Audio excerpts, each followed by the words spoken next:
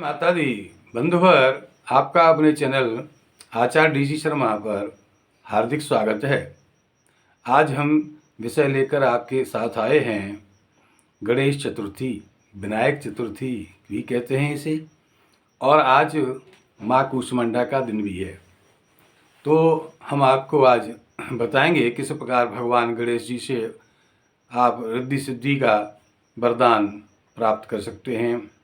हर कार्य में सफलता पाने के लिए क्या करना चाहिए, विशेष महाप्रयोग आज क्या किया जा सकता है जिससे आप जीवन में सुखमय समय और उन्नति प्राप्त करें। गणेश भगवान का जन्म सब जानते ही हैं। माँ पार्वती के द्वारा जो है थोड़ा तपस्या करने पर भगवान आदि गणेश एक ब्राह्मण रूप में आकर के प्रसन्न होकर उनको आशीर्वाद देते हैं कि बिना गर्भ धारण किए आप अभी तुरंत जो है पुत्र की प्राप्ति कर सकते हैं। और इस प्रकार आशीर्वाद दे करके जैसे ही वो अंतर्ध्यान होते हैं और छोटा सा रूप लेकर के तुरंत उनकी गोदी में आ जाते हैं। इस प्रकार से भगवान गणेश का जन्म हुआ, जो अभूतपूर्व जन्म माना जाए। इसके बाद एक छोटी सी उम्र में, 5 वर्ष की उम्र में, उनको जो है सभी देवी देवताओं में पूज्य होने का, प्रथम पूज्य होने का वरदान प्राप्त हुआ। इस प्रकार सब जानते ही हैं आप लोग। उस घटना को भगवान जो है दंडाधिकारी श्री शनि भगवान की उसमें कृपा रही, सहयोग रहा, क्योंकि भगवान शनि जो है एक बार माँ पार्वती या भोलेनाथ के दर्शन के लिए आए तो गणेश जी द्वार पर खड़े थे। माता स्नान करने गई थी और उनको द्वार पर खड़ा कर गई थी कि कोई भी आए उनको अंदर हाथ मन्नत आने देना। इस प्रकार उन्होंने जब रोका और रोकने पर उनमें युद्ध हुआ और युद्ध में उनकी जो है नज़र पड़ते ही भगवान गणेश का सिर उड़ गया। दूसरी कथा इस प्रकार है कि भगवान गणेश के जन्म के उत्सव में सभी देवी देवता आए हुए थे, खुशियाँ मनाई जा रही थीं। वहाँ पर शनि भगवान भी पधारे और शनि भगवान गणेश जी की दर्शन के लिए आगे नहीं बढ़े तो माँ पार्वती को जो है शंका हुई या दुख हुआ। उन्होंने कहा, आप मेरे पुत्र का दर्शन क्यों नहीं करते, उसे आशीर्वाद क्यों नहीं देते। तो भगवान शनि ने जो है मना किया कि मुझे इस प्रकार करने का अधिकार नहीं रहा है।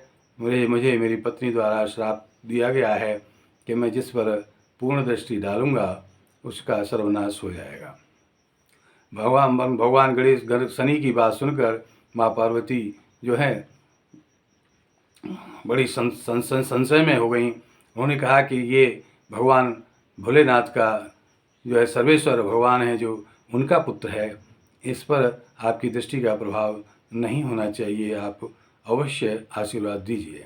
जैसे ही उन्होंने आशीर्वाद देने के लिए गणेश जी की तरफ दृष्टि डाली तो उनका सिर धड़ से अलग हो गया और उड़ गया, ढूंढने पर भी नहीं मिला। तो तुरंत भगवान विष्णु जो हाहाकार वहाँ पर जो मच गया, माता रोने लगी। विष्णु भगवान गरुड़ पर चढ़ कर गए और देखा कि अपनी माता को अपने पुत्र को पीठ देकर कौन सोया हुआ है, कौन लेटा हुआ है। ऐसा जो होगा उसी का पुत्र सिर लिया जा सकता है। वहाँ पर एक हथनी जो है अपने पुत्र को पीठ देकर सो रही थी, तो उसका सिर लेकर के, उस बच्चे का सिर लेकर आए और उनके सिर धड़ पर रख कर के भगवान शिव के द्वारा अमृत मंत्र पढ़ कर के जल डाला गया और उनको जीवित किया गया और अनेक उनको जो है सभी देवी देवताओं द्वारा वरदान प्रदान किए गए। इसके बाद थोड़ा बड़े होने पर 5 वर्ष की उम्र में भगवान गणेश की और भगवान कार्तिकेय जी की जो है भोलेनाथ ने परीक्षा लेनी चाहिए। सभी देवी देवताओं ने कहा कि किसको प्रथम पूज्य माना जाए, तो सभी देवी देवताओं का एक जो है कंपटीशन हुआ, एक प्रतियोगिता हुई। उसमें जो है पृथ्वी की 7 परिक्रमा देकर जो पहले आ जाएगा उसी को प्रथम पूज्य का दर्जा दिया जाएगा। जब सभी लोग, सभी देव देवता अपने अपने वाहन पर बैठकर जो है पृथ्वी की परिक्रमा करने के लिए चल दिए, तो गणेश जी ने अपनी बुद्धि का प्रयोग किया, जो बुद्धि के दाता कहे जाते हैं, इसीलिए उन्होंने बुद्धि का प्रयोग किया और अपने वाहन चूहे पर बैठ करके न चलने की बजाय, क्योंकि चूहा कितनी परिक्रमा कितना शीघ्र चल सकता है जानते ही हैं सब लोग, तो वह चूहे पर नहीं बैठे और माता पिता दोनों को जो है बिठा करके उनके जो है 7 परिक्रमा करके उनके चरणों में नमस्कार किया और प्रणाम करके खड़े हो गए। बाकी सभी देवी देवता उनके पीछे आते गए, परिक्रमा करके खड़े होते गए। सबसे पहले गणेश जी को देखकर सबने कहा, ये चूहे की सवारी वाले सबसे पहले कैसे आ सकते हैं। भगवान गणेश ने कहा कि मैंने अपने माता पिता को, माता मेरी पृथ्वी होती है, पिता आसमान से भी बड़ा होता है, माता पृथ्वी से बड़ी होती है, इस प्रकार से मैंने दोनों को जो है परिक्रमा, दोनों की परिक्रमा की है 7। अब तो जो है सभी देवी देवता ये मानने को विवश हुए कि वास्तव में गणेश जी ही बुद्धिमान हैं, गणेश जी ही सर्वप्रथम पूज्य के अधिकारी हैं और उनको प्रथम पूज्य का अधिकारी घोषित किया गया। यानी सभी देवी देवताओं में सबसे पहले गणेश वंदना की जाती है। किसी भी कार्य के प्रारंभ में उनको आह्वान किया जाता है, उनका पूजन किया जाता है। इस प्रकार से आप सब जानते हैं आज उनकी विनायक चतुर्थी है।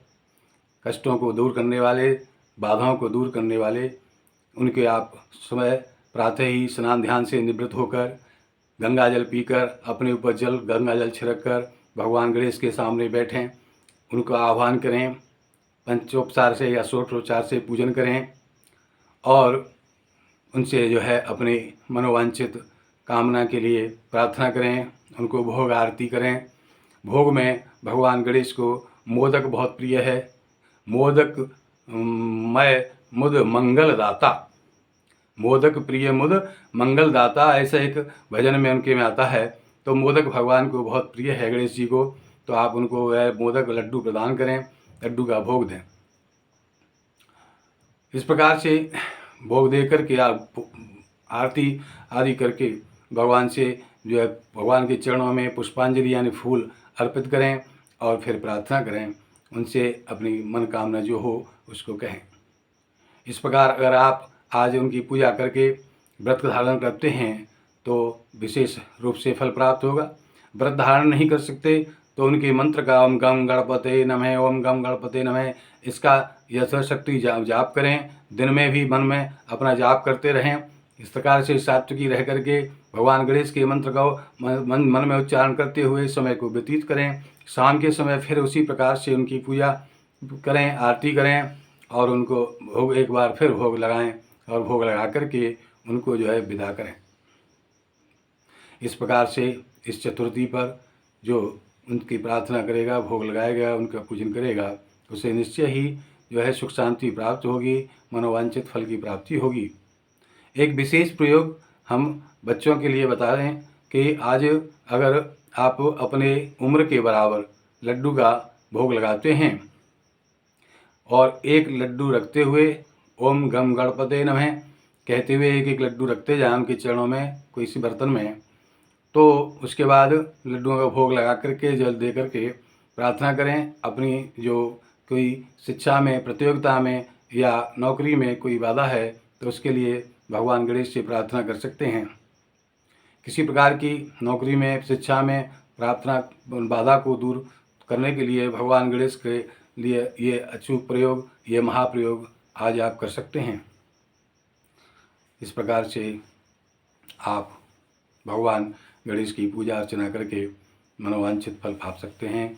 हमारे इस प्रोग्राम को नियमित पाने के लिए हमारे चैनल आचार्य DC शर्मा को कृपया सब्सक्राइब करें, लाइक करें, शेयर करें। जय माता दी, जय माता दी।